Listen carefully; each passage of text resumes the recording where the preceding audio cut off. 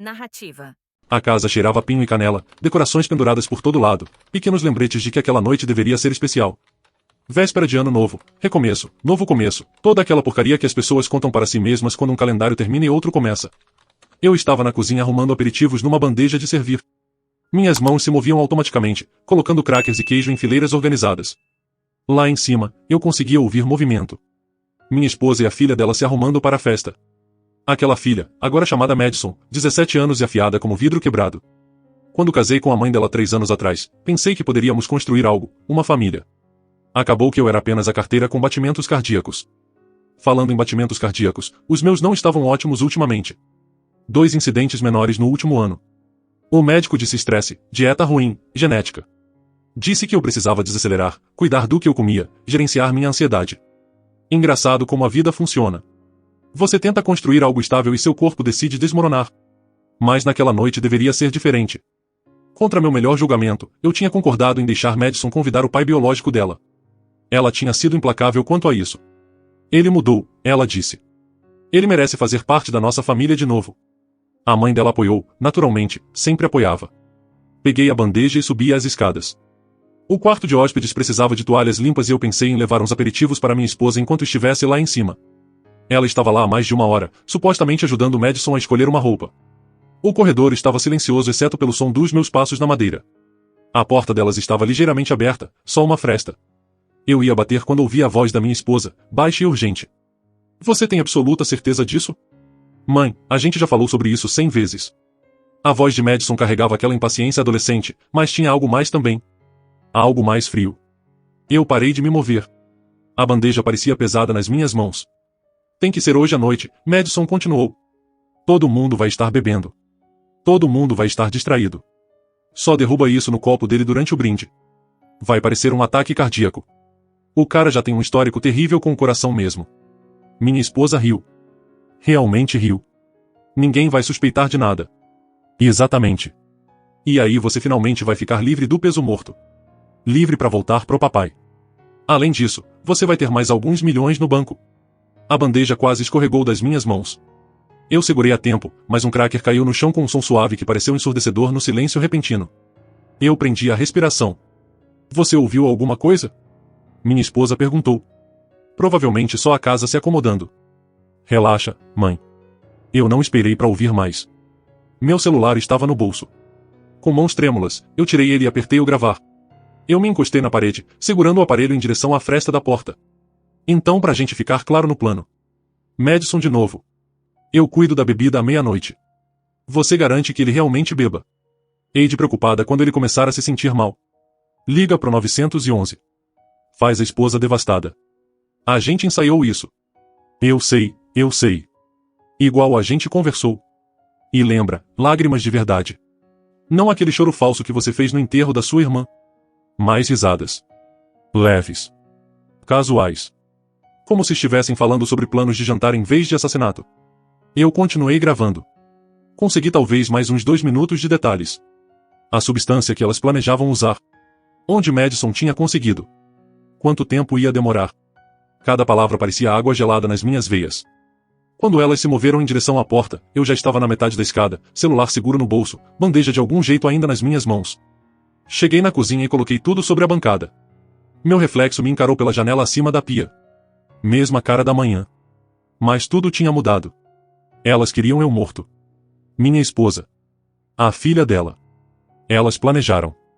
Prepararam. E aquela noite era a noite da execução. Literalmente. Eu ouvi passos na escada. Risadas. Elas entraram na cozinha juntas. Tudo sorrisos e animação de ano novo. Aí está você, minha esposa disse beijando minha bochecha. A gente achou que você tinha se perdido. Só terminando os aperitivos, eu disse. Minha voz soou normal. Firme. Tudo quase pronto. Madison pegou um cracker e jogou na boca.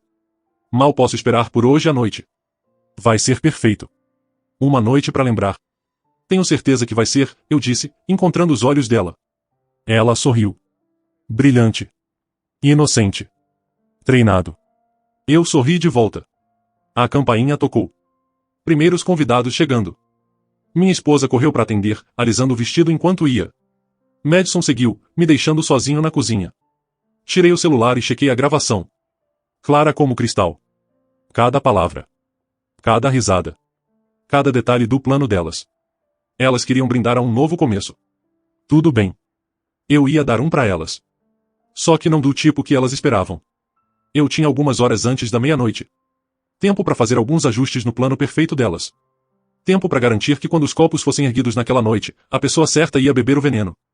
E eu sabia exatamente de qual copo ia ser. A sala de estar encheu rápido. Vizinhos, alguns colegas do trabalho, algumas amigas da minha esposa. Todo mundo trouxe garrafas, aperitivos, boa energia. Festa normal de véspera de ano novo. Exceto que nada naquela noite era normal. Eu circulei pela sala como sempre. Apertei mãos. Fiz conversa fiada. Recarreguei bebidas. Mas minha atenção ficou travada em duas pessoas. Minha esposa circulava pela multidão no vestido preto. Todo sorriso e charme. Madison ficava perto dela, sussurrando de vez em quando, trocando aqueles olhares privados que mães e filhas trocam. Exceto que esses não eram sobre escolhas de roupa ou fofoca de festa. Esses eram sobre assassinato. Por volta das 8, a campainha tocou de novo. Minha esposa praticamente correu para atender. Eu sabia quem era antes mesmo da porta abrir. James Davidson. O ex-marido dela. O pai de Madison. Ele entrou como se fosse dono do lugar. Alto. Confiante. Aquele sorriso fácil que provavelmente funcionava com toda mulher que ele encontrava. Ele apertou minha mão com força suficiente para marcar território. Obrigado por me receber, ele disse. Eu sei que provavelmente não foi ideia sua. Madison quis você aqui. Eu respondi, é isso que importa. Minha esposa tocou o braço dele. Demorou um segundo a mais. James notou. Eu também notei. Madison abraçou o pai como se ele tivesse sumido por anos em vez de morar do outro lado da cidade. Eles foram pro canto, cabeças juntas, falando baixo. Minha esposa se juntou a eles depois de 1 minuto. Os três. Um pequeno triângulo de conspiração. Peguei meu celular e chequei a gravação de novo. Ainda lá. Ainda Clara. Meu seguro. Ethan Carter, meu vizinho de 3 casas para baixo, apareceu do meu lado com 2 cervejas. Achei que você podia usar uma. Você parece tenso. Só cansado. Eu disse, pegando a garrafa. Dia longo. Aposto. Feriados são exaustivos. Ei, aquele ali é o James? O ex da sua esposa? É ele. Ethan assobiou baixo. Homem corajoso, convidar o ex da esposa para uma festa. Eu nunca ia ouvir o fim da minha. Madison insistiu. O que você pode fazer? Conversamos mais alguns minutos sobre nada importante. Trabalho, tempo, o jogo do fim de semana passado. Conversa normal que parecia surreal sabendo o que eu sabia. Sabendo o que estava por vir. Às 21h30, as pessoas começaram a ficar mais altas. Mais bebida. Mais risadas. Alguém aumentou a música. A festa atingiu aquele ritmo confortável em que todo mundo está se divertindo, mas ninguém passou do limite ainda. Eu vi Madison se desculpar e ir em direção à cozinha. Casual. Natural. Mas eu vi a tensão nos ombros dela. O jeito que os olhos dela corriam para ver se alguém estava prestando atenção. Eu estava. Eu segui a distância, ficando na porta onde eu podia ver, mas não seria óbvio. Ela foi direto pro armário onde a gente guardava as taças chiques. As de cristal que a gente só usava em ocasiões especiais. Ela pegou 6 delas, arrumou no balcão. Depois enfiou a mão na bolsa. Tirou um vidrinho pequeno. Líquido transparente, talvez uma onça. Ela olhou ao redor de novo, depois abriu a tampa. Meu coração batia forte, mas eu mantive a cara neutra. Observei enquanto ela segurava o vidrinho sobre uma das taças. Ela parou, mordeu o lábio, depois pareceu mudar de ideia. Colocou a tampa de volta, guardou de novo na bolsa. Ainda não. Ela estava esperando o momento certo. Mais perto da meia-noite, provavelmente, quando todo mundo estaria distraído com a contagem regressiva. Ela arrumou as taças numa bandeja de prata e levou de volta para a sala. Eu me afastei para deixar ela passar. Ela nem olhou para mim.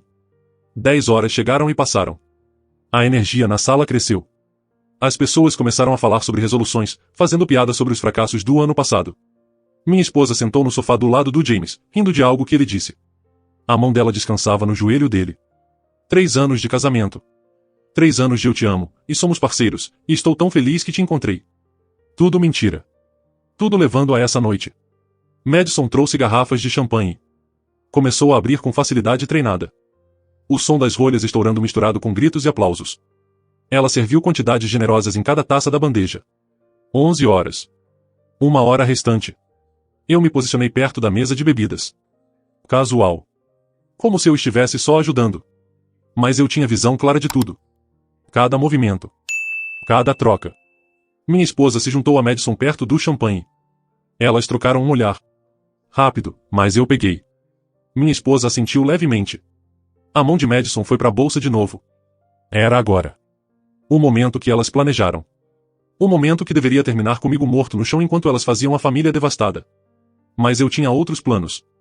A sala estava lotada agora. Todo mundo gravitando para a sala de estar para a contagem regressiva. A TV mostrava a preparação da bola caindo na Times Square. 45 minutos para meia-noite. Eu observei Madison servir o resto do champanhe. Observe enquanto ela olhava ao redor, garantindo que a atenção estava em outro lugar.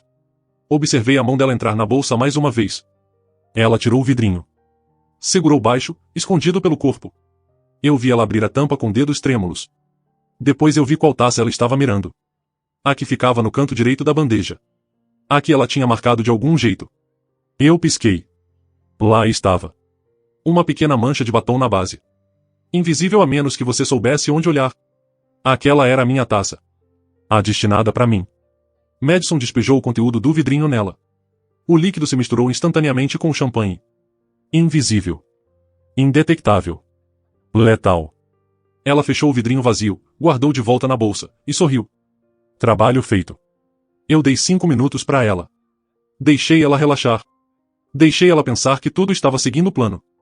Então eu fiz meu movimento. Vou te ajudar a carregar essas. Eu disse, aparecendo do lado dela. Ela deu um pequeno pulo. Ah, obrigada. Seria ótimo. Eu peguei a bandeja. Cristal pesado. 12 taças. Todas idênticas exceto uma. A marcada com batom. A cheia de veneno destinada a mim. Onde você quer essas? Eu perguntei. Só coloca na mesa de centro. As pessoas podem pegar para contagem regressiva. Perfeito. Eu caminhei com cuidado pela multidão. Coloquei a bandeja exatamente onde ela indicou. Então eu fiz algo simples. Algo que ninguém notou no caos e no barulho. Eu girei a bandeja. 180 graus. A taça marcada. A taça do veneno. Agora estava do lado oposto. Bem onde James tinha ficado a noite toda. Bem onde ele naturalmente ia pegar quando a contagem começasse. Eu dei um passo para trás. Avaliei meu trabalho. Tudo parecia normal. Só uma bandeja de taças de champanhe esperando a meia-noite. Madison não notou. Minha esposa não notou. James certamente não notou. Mas eu notei. 23 horas e 30. 30 minutos para meia-noite. 30 minutos até o plano delas desmoronar da pior maneira possível. Peguei uma cerveja no cooler e achei um lugar encostado na parede. Boa visão de tudo. Boa visão da bandeja. Meu celular vibrou. Mensagem da minha esposa. Certifique-se de pegar uma taça pro brinde. Não quero que você perca a celebração. Eu respondi. Não perderia por nada nesse mundo. Ela mandou um emoji de coração. Eu quase ri. 23 horas e 45, a energia na sala atingiu o pico. Todo mundo se agrupou em volta da TV assistindo às festividades pré-contagem. O rosto de Ryan Seacrest Trescrest enchia a tela. Todo entusiasmo profissional e dentes perfeitos. Minha esposa se levantou e bateu palmas. Tudo bem, pessoal. Peguei um champanhe. 5 minutos para meia-noite. A multidão se moveu para a mesa de centro. Mãos alcançaram taças. Eu fiquei onde estava. Observando. Contando. Garantindo que as pessoas certas pegassem as bebidas certas. James pegou primeiro. A mão dele foi direto para a taça mais próxima dele. A do lado esquerdo da bandeja. A com a pequena marca de batom. A do veneno. Perfeito. Minha esposa pegou a taça ao lado. Madison pegou a dela. Depois Ethan, a esposa dele, alguns outros. A bandeja esvaziou rápido. Querido, você não vai pegar uma? Minha esposa gritou do outro lado da sala. Eu caminhei até lá e peguei a última taça. Limpa. Segura. Só champanhe. Nem sonharia em perder isso, eu disse. Ela sorriu para mim. O mesmo sorriso que ela me deu no dia do nosso casamento. O que eu pensei que significava para sempre. Madison ficou do lado do pai, praticamente brilhando. Ela continuava olhando entre ele e eu. Aquela ansiedade animada de quem está prestes a ver o plano dar certo. O apresentador da TV começou a contagem final. 60 segundos pro novo ano, pessoal. A sala entrou junto. 60, 59, 58. Eu observei James. Ele segurava a taça frouxa, falando com alguém sobre futebol. Completamente alheio. 45, 44, 43. Minha esposa se aproximou de mim. Colocou a mão livre no meu braço. Esse vai ser um ano tão bom, ela sussurrou. Eu sinto. Um recomeço para todos nós. Tenho certeza que vai ser memorável, eu disse. 30, 29, 28. Madison ergueu a taça cedo, ansiosa. Os olhos dela travados nos meus. Observando. E esperando. 15, 14, 13. Minha esposa apertou meu braço. A outra mão tremia levemente ao redor da taça. Antecipação ou nervosismo? Difícil dizer. 10, 9, 8. A sala ficou mais alta. Todo mundo gritando agora, construindo pro momento. 7, 6, 5. James ergueu a taça. Ainda sorrindo. Ainda completamente sem noção. 4, 3, 2, 1. Feliz Ano Novo. Caos. Vivas. Barulhinhos. Alguém soltou popês de confete. Música explodiu. Pessoas se abraçaram. Beijaram. Celebraram. Minha esposa virou para mim. Há novos começos, ela disse, erguendo a taça. Madison se aproximou do meu outro lado. Há novos começos, ela ecoou. A voz carregando uma borda que provavelmente eu era o único a ouvir. James se juntou a nós. Champanhe erguido. A família, ele acrescentou. A família, eu repeti. Todos bebemos. Eu mal encostei o líquido nos lábios. James, porém, esvaziou metade da taça de uma vez. Modo celebração. Vivendo o momento. Minha esposa e Madison tomaram goles. Olhos em mim por cima da borda das taças. Observando pelo primeiro sinal. Pela primeira indicação de que o plano estava funcionando. Eu sorri para elas. Tomei outro gole falso. 2 minutos se passaram. Celebração normal. Abraços. Risadas. O caos normal de Ano Novo. Então o sorriso de James vacilou. Ele piscou. Balançou a cabeça levemente como tentando clarear. Você tá bem? Alguém perguntou. Sim, só de repente me sentindo estranho. Ele colocou a taça na mesa. Pressionou a mão na testa. Minha esposa notou. Eu vi o breve flash de confusão cruzar o rosto dela. Isso não tá certo, a expressão dizia. Isso não é ele. James cambaleou. Se segurou no braço do sofá. Sério, eu não tô me sentindo bem. Os olhos de Madison se arregalaram. Ela olhou para a mesa de centro. Para as taças. Fazendo a conta. Tentando entender o que deu errado. Papai. Ela se moveu em direção a ele. O rosto de James tinha ficado pálido. Suor brotou na testa dele. Acho que preciso sentar. Ele caiu no sofá. A respiração dele ficou mais rápida. Mais rasa. As pessoas recuaram. Preocupação substituindo a celebração. James. A voz da minha esposa carregava alarme genuíno agora. Isso não era o roteiro. Isso não era o plano. Liga pro 911. Eu disse alto. Tirando o celular. Já discando. Alguma coisa tá errada. A esposa do Ethan. Uma enfermeira. Empurrou pra frente. Deixa eu ver ele. James, você me escuta? Pode me dizer o que você está sentindo? Não consigo respirar direito. As palavras dele arrastadas. Peito parece apertado. Ataque cardíaco, alguém disse. Não. Eu disse claramente. Celular na orelha. Não é ataque cardíaco. Envenenamento. A sala ficou em silêncio. Até a música pareceu sumir. Minha esposa me encarou. O quê? Envenenamento. Eu repeti. A operadora do 911 atendeu. Eu dei nosso endereço. Descrevi os sintomas. Fiz questão de mencionar suspeita de envenenamento. Fiz questão que soubessem para trazer o equipamento certo. Madison tinha ficado branca como papel. Ela olhou para a mãe. Pânico escrito em cada traço. James desabou de lado. A enfermeira tentou mantê-lo sentado. Checando o pulso. A respiração. Do que você está falando? Minha esposa exigiu. Que envenenamento? Eu olhei para ela. Depois para Madison. Depois de volta para ela. Alguém colocou alguma coisa no champanhe. Numa das taças. Isso é loucura. Quem faria? É o que a polícia vai descobrir. Eu mantive a voz nivelada. Calma. Eles estão a caminho. Madison começou a chorar. Lágrimas de verdade dessa vez. Não as falsas que elas treinaram. Papai, por favor. Por favor, fica bem. Os próximos minutos se moveram naquele estranho slow motion que emergências têm. Os paramédicos chegaram rápido. Nosso bairro sendo perto da estação. Eles trabalharam em James. Fazendo perguntas. Começando o soro. Colocando ele numa maca.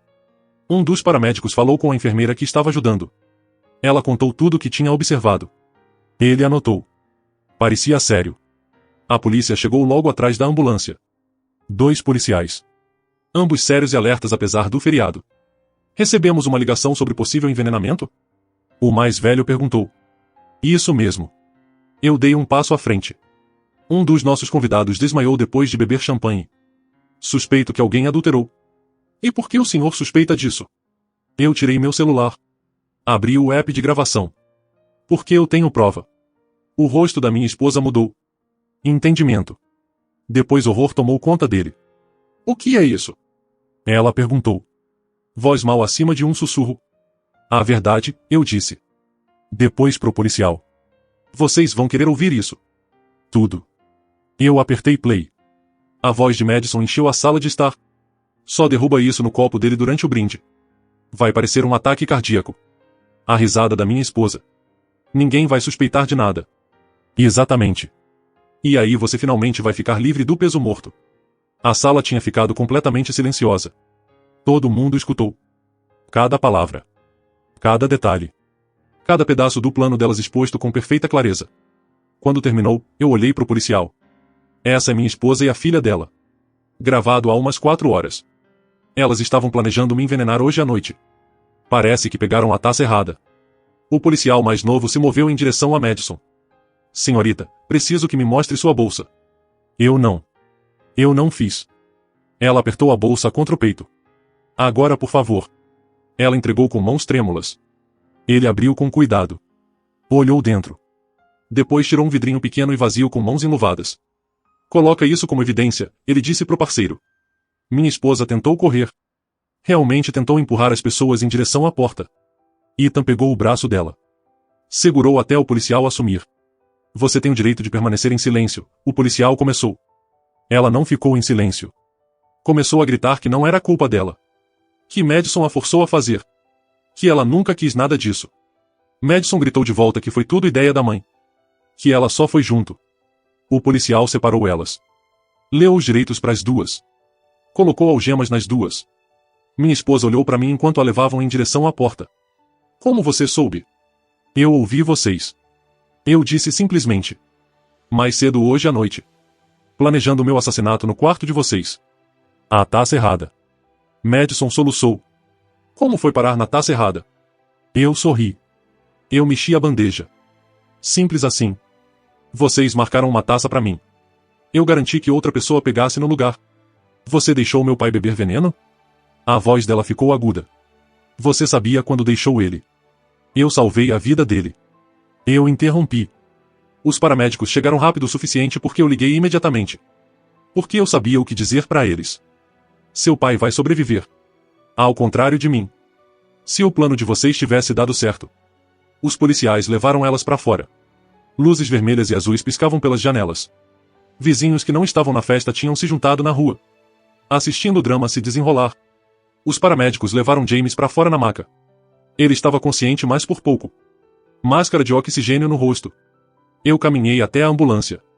Me inclinei para perto. Você vai conseguir. Eu disse para ele. Eles sabem o que você ingeriu. Eles podem tratar.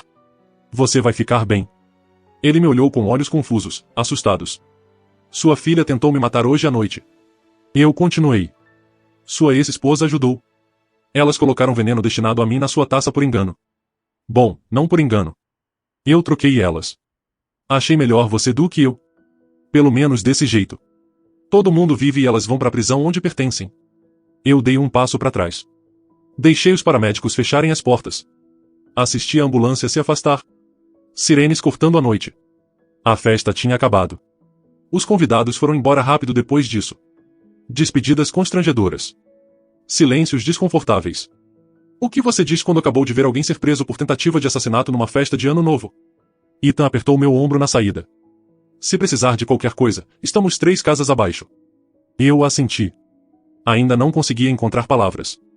Por volta de 1 da manhã, a casa estava vazia exceto por mim e 2 detetives. Bennett e Marques. Eles tinham chegado 30 minutos depois que os uniformes levaram minha esposa e Madison. O detetive Bennett era mais velho. Grisalho nas têmporas. O tipo de calma que vem de ver tudo duas vezes. Marques era mais novo. Mais afiado. Anotava tudo. Vamos repassar isso de novo, Bennett disse. Sentamos na minha cozinha. O mesmo lugar onde eu estava arrumando aperitivos horas atrás. Você ouviu sua esposa e sua enteada planejando te envenenar. Isso mesmo. E você gravou a conversa. Eu entreguei meu celular. Ele já tinha escutado 2 vezes. Mas ele tocou de novo. A expressão dele nunca mudou. Por que você não chamou a polícia imediatamente? E dizer o quê? Minha esposa está planejando me matar à meia-noite. Vocês teriam mandado uma viatura para checar uma briga doméstica na melhor das hipóteses. Quando alguém levasse a sério, eu já estaria morto. Marques levantou os olhos das anotações. Então você decidiu deixar o pai biológico dela beber o veneno no lugar? Eu troquei as taças para que o veneno fosse para alguém, sim. Mas também garanti que a ajuda médica estivesse por perto. Eu liguei para o 911 no segundo em que ele mostrou sintomas. Eu disse especificamente para suspeitar de envenenamento. James Davidson está vivo porque eu agi não apesar disso. Bennett se recostou na cadeira. Você correu um risco sério. Ele poderia ter morrido. Eu também poderia. Pelo menos desse jeito eu controlei a situação. Me conte sobre os casamentos anteriores da sua esposa. A pergunta me pegou desprevenido. O que tem eles? Você mencionou que ela foi casada 2 vezes antes de você. O que aconteceu com esses maridos? Eles morreram. Os 2. Ataques cardíacos, me disseram. Bennett e Marques trocaram um olhar. Ambos ataques cardíacos. Marques perguntou. Foi o que ela disse. Por quê? Porque o que sua enteada colocou naquele champanhe hoje à noite imita sintomas de parada cardíaca quase perfeitamente. Cloreto de potássio, provavelmente. Dose alta causa problemas cardíacos imediatos. Parece natural se ninguém estiver procurando por isso. A sala inclinou levemente. Vocês estão dizendo? Estamos dizendo que precisamos investigar essas mortes. Onde elas aconteceram? O primeiro marido foi em Ohio. Região de Columbus. Acho. O segundo foi aqui no estado, mas mais ao norte. Condado diferente. Bennett fez uma anotação. Nomes. Eu não lembro. Ela não falava muito sobre eles. Dizia que era doloroso demais. Conveniente. Marques murmurou. Meu celular tocou. O hospital. Eu atendi. Aqui é o Dr. Litt do County General. Vocês trouxeram James Davidson? Eu chamei a ambulância para ele, sim. Como ele está? Estável. Identificamos cloreto de potássio no organismo dele. Quantidade significativa, mas pegamos cedo. Vômito induzido. Administramos gluconato de cálcio. Começamos diálise. Ele vai conseguir. Alívio me atingiu mais forte do que eu esperava. Obrigado. Ele está pedindo para te ver. Diz que é importante. Estou aí em 1 hora. Eu desliguei. Olhei para os detetives. Ele está estável. Confirmaram cloreto de potássio. Isso é tentativa de assassinato, Bennett disse. 1º grau, premeditado.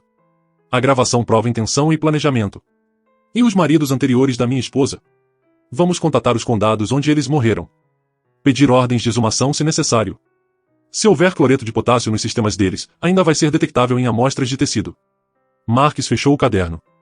Você entende que pode ser chamado como testemunha em múltiplas investigações de assassinato? Eu entendo. E você está ok com isso? Testemunhar contra sua esposa. Eu olhei para ele. Ela tentou me matar. A filha dela ajudou. O que acontecer depois, elas mereceram. Os detetives foram embora por volta das 2 da manhã. Me disseram para não sair da cidade. Para não contatar minha esposa ou Madison. Para manter meu celular disponível. Procedimento padrão. Eu sentei sozinho na cozinha por 20 minutos. Só sentei lá, processando. 3 anos da minha vida. 3 anos construindo o que eu pensava ser um futuro. Tudo falso. Tudo levando a essa noite. Finalmente, peguei as chaves e fui pro hospital. James estava num quarto particular, ligado a vários monitores. Ele parecia péssimo. Pálido. Exausto. Mais velho que seus 43 anos. Você veio, ele disse quando eu entrei. Você pediu. Eles me contaram tudo. O que aconteceu? O que tinha na bebida? O que você fez? Eu puxei uma cadeira. Sentei. Quanto você lembra? O suficiente. Eu lembro do brinde. Lembro de me sentir errado. Depois tudo fica embaçado até eu acordar aqui com tubos em mim. Os médicos dizem que você vai se recuperar completamente. Sim, graças a você ter chamado tão rápido. Ele pausou. Por que você trocou as taças? Porque eu não ia beber veneno, e eu não ia deixar elas saírem impunes. Trocar as taças significava que você ia ficar doente, mas não morrer. Significava que ia ter uma vítima, evidência, consequências. Se eu tivesse só evitado a taça envenenada, elas teriam tentado de novo. Então você me usou. Usei. Não vou me desculpar por isso. Mas eu também salvei sua vida. Você bebeu aquele veneno por minha causa, mas você está respirando por minha causa também. Ele encarou o teto. Minha filha tentou te matar. Minha ex-esposa ajudou. Elas tentaram. Elas falharam. Agora elas vão pagar por isso. Os policiais passaram aqui mais cedo. Me perguntaram sobre Madison. Sobre que tipo de garota ela é. A voz dele falhou. Eu não sabia. Eu não sabia que ela era capaz disso. Nem eu. As pessoas surpreendem você. Eles disseram que pode ter outras vítimas. Que minha ex pode ter feito isso antes. Eles estão investigando os casamentos anteriores dela. Os 2 maridos morreram de ataques cardíacos. James virou a cabeça para me olhar. Você acha que ela matou eles também? Eu acho que se ela estava disposta a me matar por seguro, dinheiro e liberdade para voltar para você. Ela estava disposta a fazer antes. O padrão encaixa. Meu Deus. Ficamos em silêncio por um tempo. Monitores apitavam. Em algum lugar do corredor, alguém riu. Sons normais de hospital. O que acontece agora? James perguntou. As 2 estão sob custódia. Provavelmente audiência de custódia amanhã ou depois. Os promotores vão construir o caso. Julgamento eventualmente. Você vai testemunhar? Sem hesitar. Elas ainda são minha família. Madison ainda é minha filha. E elas ainda tentaram cometer assassinato. Você escolhe como lidar com isso. Ele fechou os olhos. Eu não sei o que fazer. Você se recupera. Você se cura. Você descobre o resto depois. Eu levantei para ir embora. Espera, ele disse. Por que você está aqui? Por que vir me ver mesmo? Eu pensei na pergunta. Porque apesar de tudo, você é a única outra pessoa que realmente entende o que essa noite foi. Todo mundo só viu uma festa de ano novo que deu errado. Você e eu. A gente sabe o que significa ser descartável para as pessoas que a gente achava que nos amava. Sim, ele disse baixo. Sim, a gente sabe. Eu deixei ele lá. Dirigi para casa por ruas vazias. A casa parecia diferente agora. Fria. Contaminada pelo que quase aconteceu dentro dela. Eu não dormi aquela noite. Só fiquei sentado na sala. Assistindo o sol nascer no primeiro dia do novo ano. O primeiro dia do que viesse depois. A audiência de custódia aconteceu 2 dias depois. Eu sentei no fundo do tribunal e assisti minha esposa e a filha dela ficarem de pé diante do juiz em macacões laranja. Elas pareciam menores de algum jeito. Menos perigosas com correntes e roupas do condado. O promotor expôs as acusações. Tentativa de assassinato em primeiro grau para as 2. Conspiração para cometer assassinato. O juiz fixou fiança em $500 mil cada. Nenhuma conseguiu pagar. O advogado da minha esposa tentou argumentar que ela tinha sido manipulada pela filha. O promotor tocou minha gravação. O juiz negou redução de fiança. O defensor público de Madison alegou que ela era menor. Influenciada pela mãe. Mesma gravação. Mesmo resultado. Elas foram levadas separadamente. Minha esposa olhou para trás uma vez enquanto a levavam pela porta lateral. Nossos olhos se encontraram. Ela articulou algo que eu não consegui entender. Não importava. Nada que ela pudesse dizer mudaria qualquer coisa agora. 3 dias depois da audiência, o detetive Bennett me ligou. Conseguimos as ordens de exumação aprovadas. Os 2 maridos anteriores.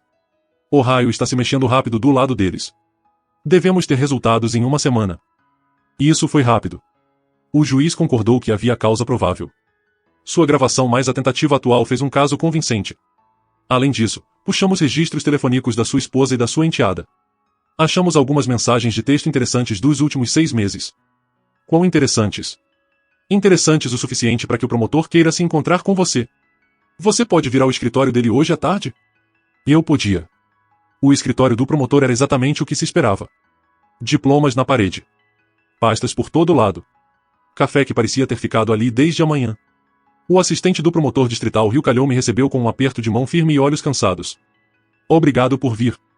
Eu queria repassar algumas coisas que descobrimos. Ele abriu uma pasta. Tirou mensagens de texto impressas. Essas são do celular da sua esposa. Conversas com Madison que voltam 7 meses. Eu li. Cada uma pior que a anterior. Mal posso esperar para me livrar dele. O papai está pronto para nos receber de volta quando quiser. Só precisamos resolver o problema do velho primeiro. Pesquisas mostram que cloreto de potássio é indetectável em autópsias padrão. Funcionou para os outros? Perfeitamente. Ninguém suspeitou de nada. Minhas mãos tremiam. Eu coloquei os papéis na mesa. Os outros, Calhoun disse. Foi isso que chamou nossa atenção.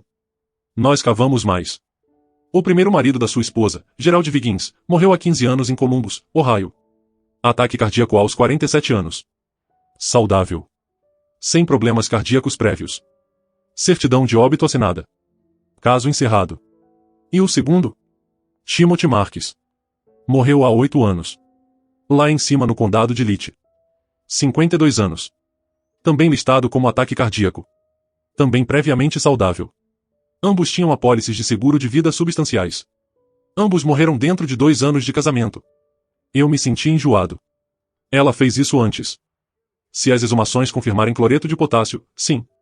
Múltiplas vezes. O que torna o que aconteceu na véspera de Ano Novo tentativa de assassinato por uma assassina experiente, não um crime passional de uma única vez. O que isso significa pro caso? Significa que estamos construindo em direção a penas de prisão perpétua. Plural. Para as duas. Ele puxou outro documento. Também encontramos pesquisas no laptop da Madison. Como simular um ataque cardíaco. Venenos indetectáveis. Tempo entre administração do veneno e morte. Ela vem pesquisando isso há meses. Ela tem 17 anos. Velho o suficiente para entender assassinato. Velho o suficiente para planejar metodicamente. Velho o suficiente para enfrentar consequências de adulto. Calhoun se inclinou para frente. Eu preciso saber se você está preparado para o julgamento. Isso vai ser de grande repercussão. A atenção da mídia. Sua vida examinada em detalhes. Seu casamento dissecado em público. Eu estou preparado. Eles podem oferecer um acordo de pena. 25 anos no lugar de perpétua. Você apoiaria isso? Eu pensei. Sobre 3 anos de mentiras. Sobre 2 homens mortos antes de mim. Sobre James quase virando o número 4. Não. Elas planejaram isso. Elas executaram. A única razão de eu estar vivo é sorte e paranoia. Elas não merecem acordo. Calhoun assentiu. Ótimo. Porque eu também não quero oferecer. Os resultados de Ohio chegaram 6 dias depois. Gerald Viggins tinha cloreto de potássio no tecido cardíaco. Níveis consistentes com envenenamento agudo. A morte dele foi oficialmente mudada de causas naturais para homicídio. Os resultados de Timothy Marques chegaram 3 dias depois. Mesma história. Cloreto de potássio. Homicídio. Minha esposa foi acusada de 2 homicídios em primeiro grau além da acusação de tentativa de assassinato. Madison foi acusada como cúmplice após o fato nos assassinatos mais antigos já que ela ajudou a encobrir por meio das mensagens de texto. O julgamento foi marcado para agosto. 7 meses depois. 7 meses de espera. De advogados. De lembretes constantes. Eu vendi a casa em março. Não conseguia mais morar lá. Muitos fantasmas. Muitas memórias de uma vida que nunca existiu. Comprei um lugar menor do outro lado da cidade. Recomecei. James me ligou em abril. Ele tinha se recuperado completamente.